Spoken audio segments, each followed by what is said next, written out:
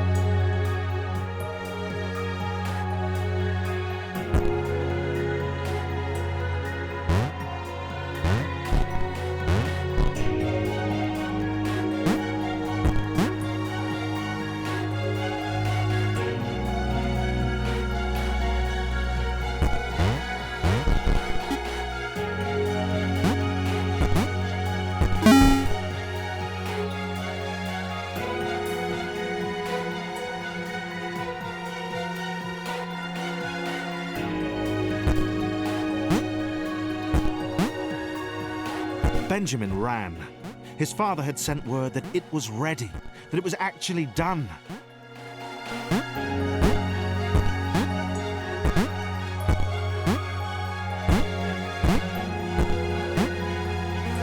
There had been a few misfires. Benjamin had seen the rectangle who'd tested Mark 26. More of a trapezium now.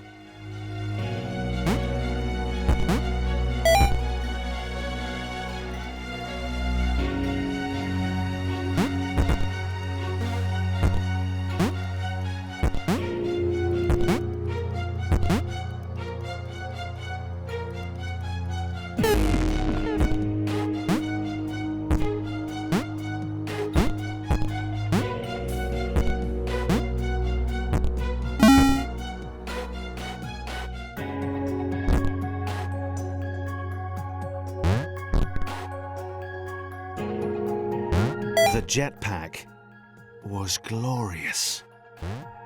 Benjamin's father motioned to the switches he'd made, told him to fly to them. Slowly, though.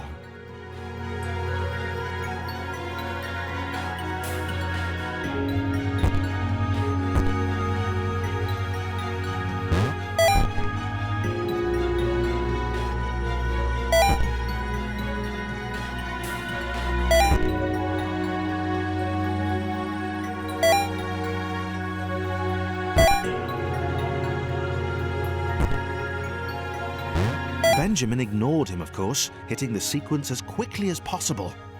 He was dying to test this out properly, to fly to the fountain.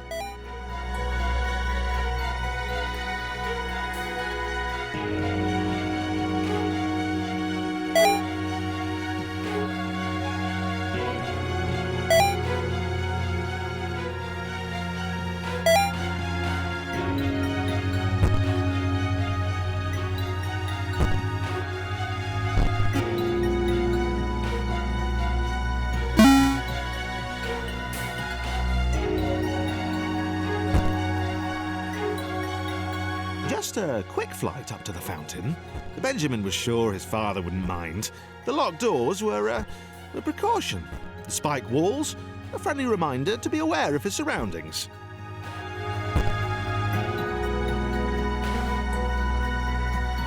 That combination lock on the jetpack had, after all, been exceptionally easy to guess.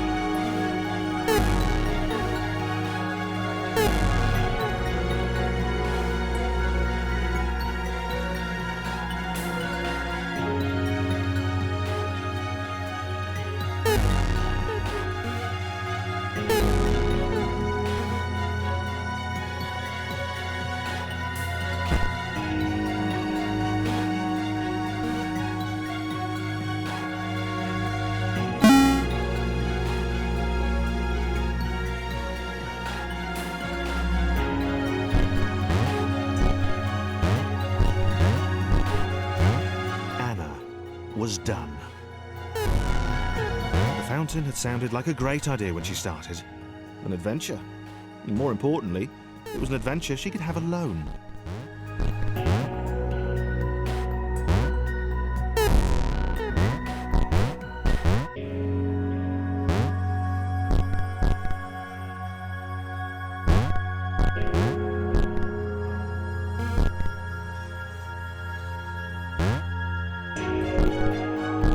But she hadn't been alone, and they had seen her.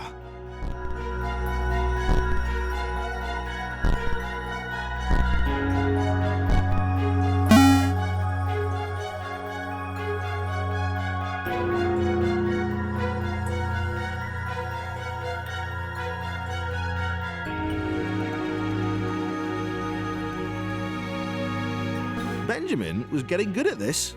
He could fly. It was important to stay focused, though. He had a fountain to get to.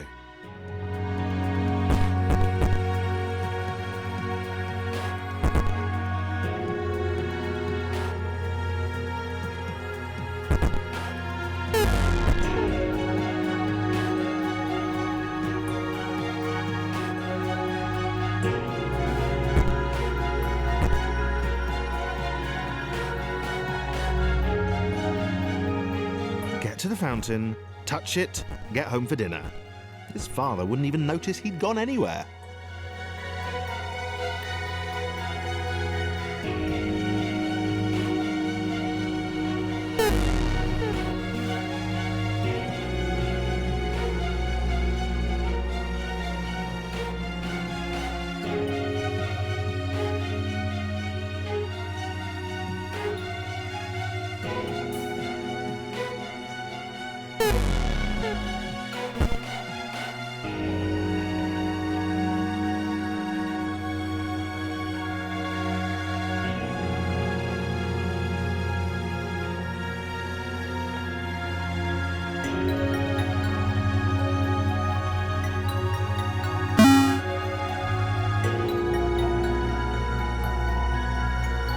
The rectangle seemed remarkably unimpressed by Benjamin's jetpack.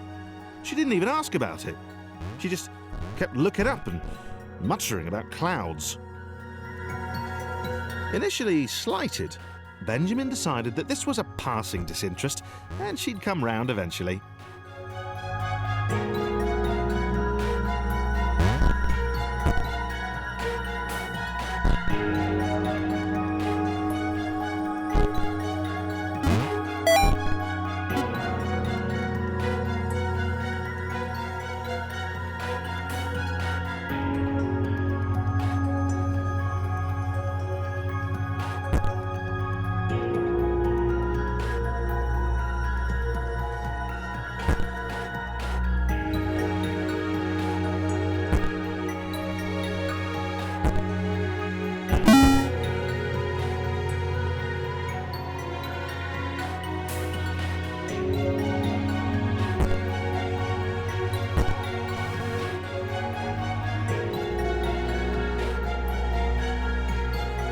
Anna tried to talk the obnoxiously single-minded Square out of his plan. She should have left him, taken the next portal home and forgotten about that big spluttering machine he kept motioning at heroically.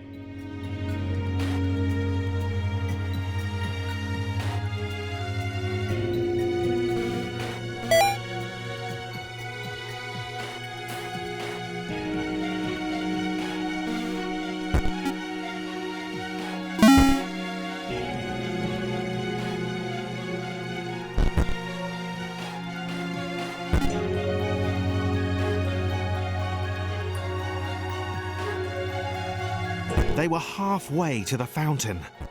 It occurred to Benjamin that his father would have become aware of his absence by now. Benjamin hoped that he'd be forgiven. You know, the folly of youth.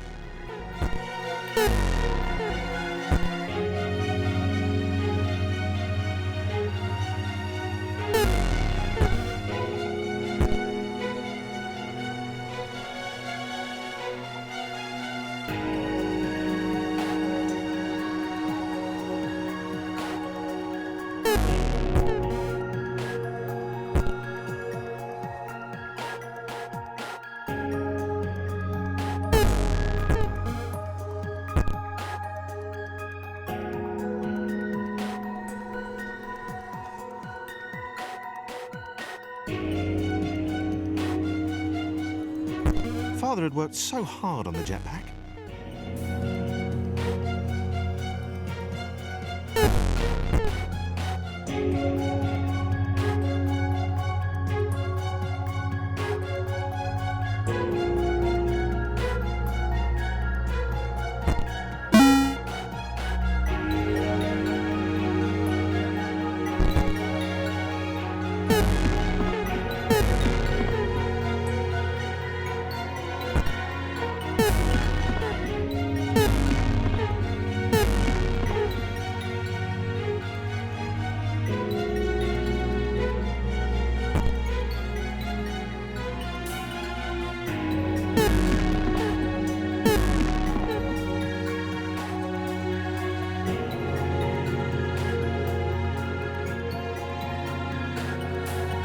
Anna tried again.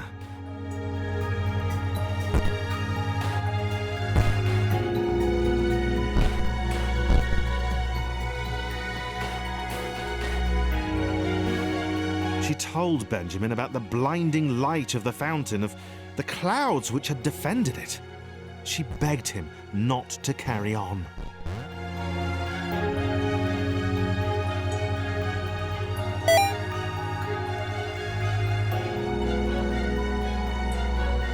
He laughed it off. He wasn't afraid of clouds, so however pixelated they were, he could fly above them or swoop to avoid them. He scared her.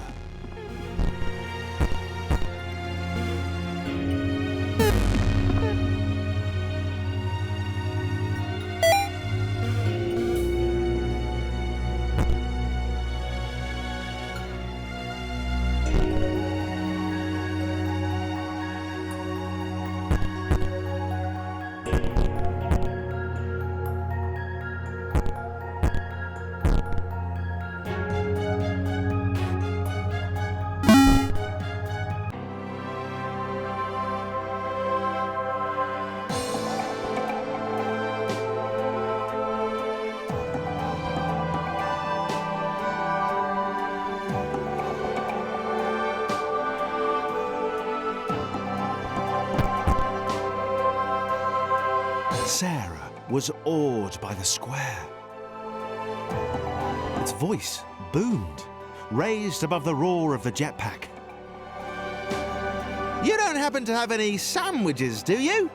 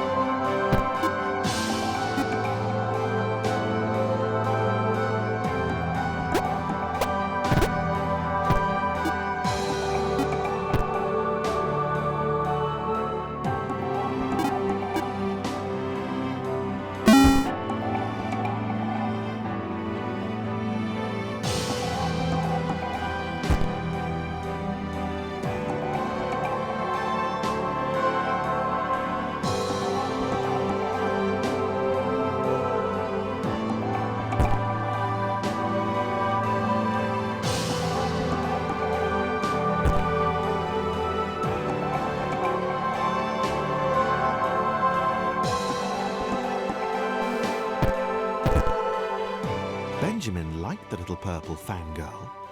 She was kind of cute. And she seemed really impressed with his jetpack. This was how Anna should have been looking at him all this time.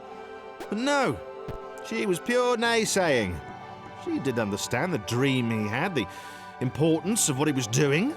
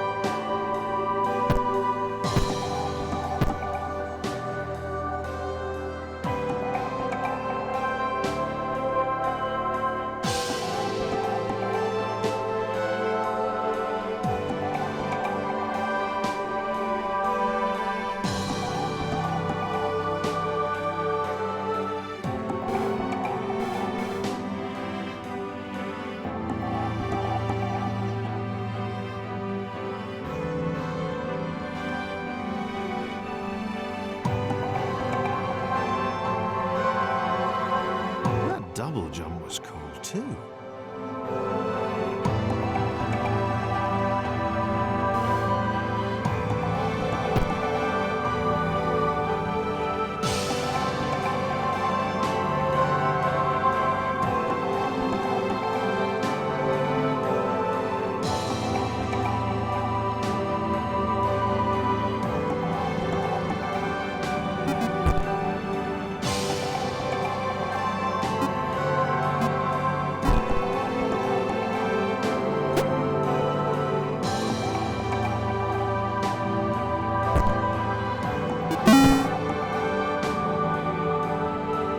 Fountain of knowledge sounded fantastic.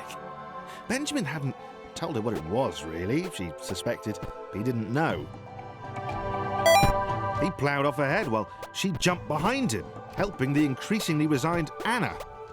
Sarah suspected Anna had no faith in Benjamin. She was scared. Ha! She had not the faith to believe in their leader. Sarah found herself thinking more epically. She suspected it was Benjamin's heroism. Well, every hero needed a faithful disciple. Maybe that was her. It definitely wasn't Anna.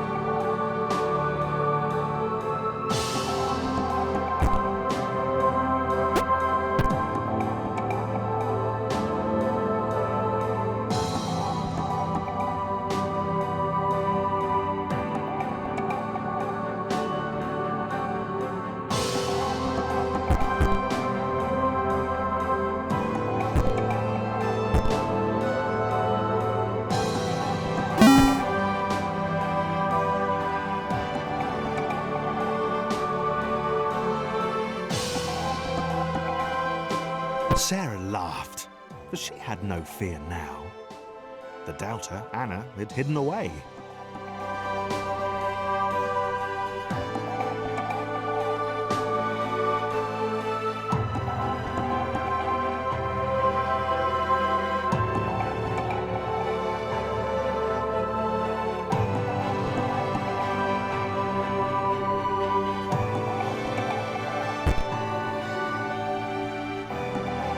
Benjamin carried her even higher. He swore the fountain was close, that soon she would see him touch it.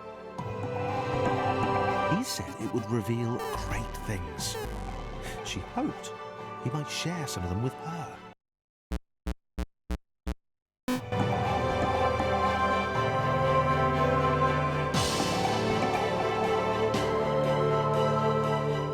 Sarah laughed, but she had no fear now. The doubter, Anna, had hidden away.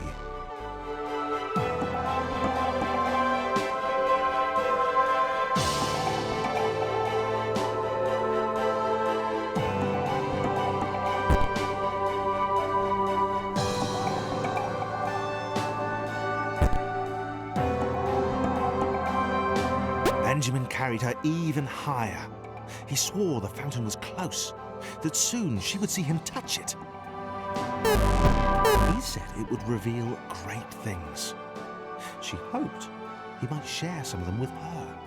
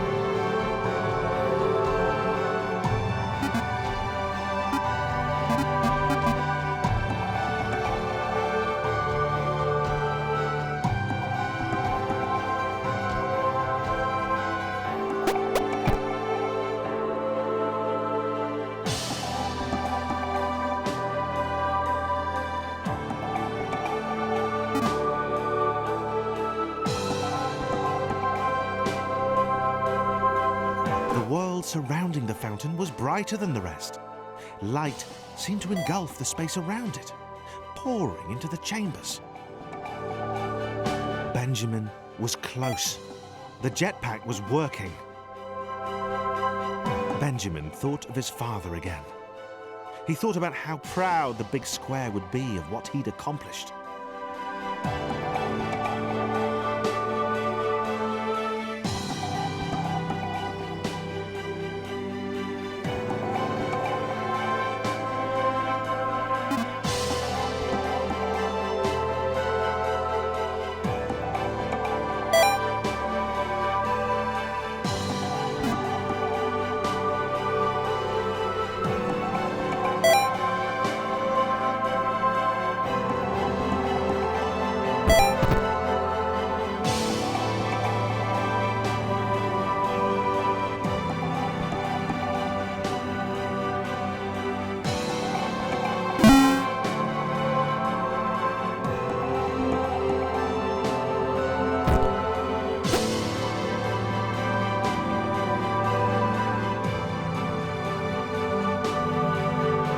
Sarah knew she could not follow Benjamin any further. She would wait here. He would return soon enough, and he would tell her everything.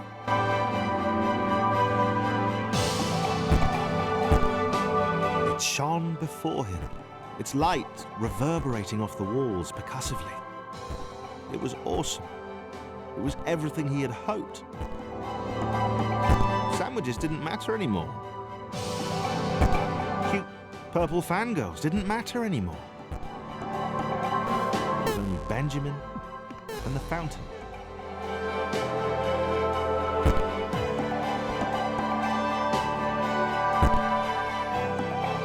The light engulfed Benjamin. He couldn't.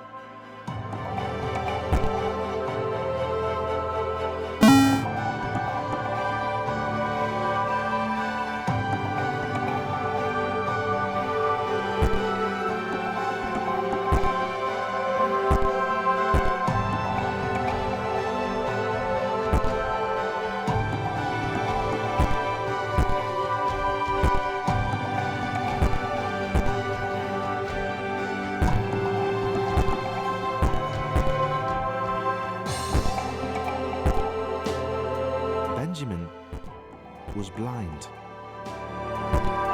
He had seen shadows, bright lights, data in innumerable and unimaginable combinations. And then it had gone.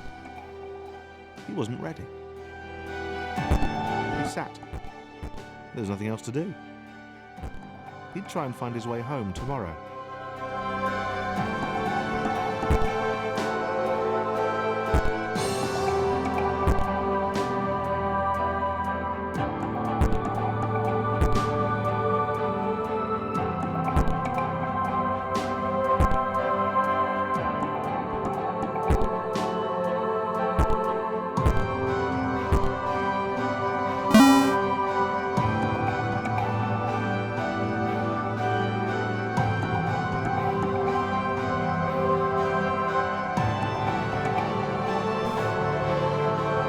Sarah fell.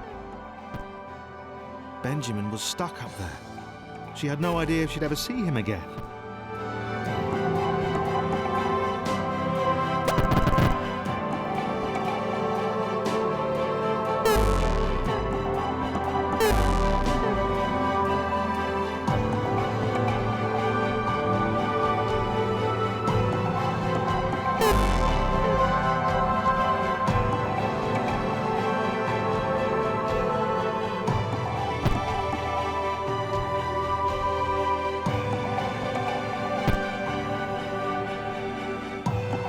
The fountain had destroyed everything. It had unleashed the clouds. It had blinded Benjamin.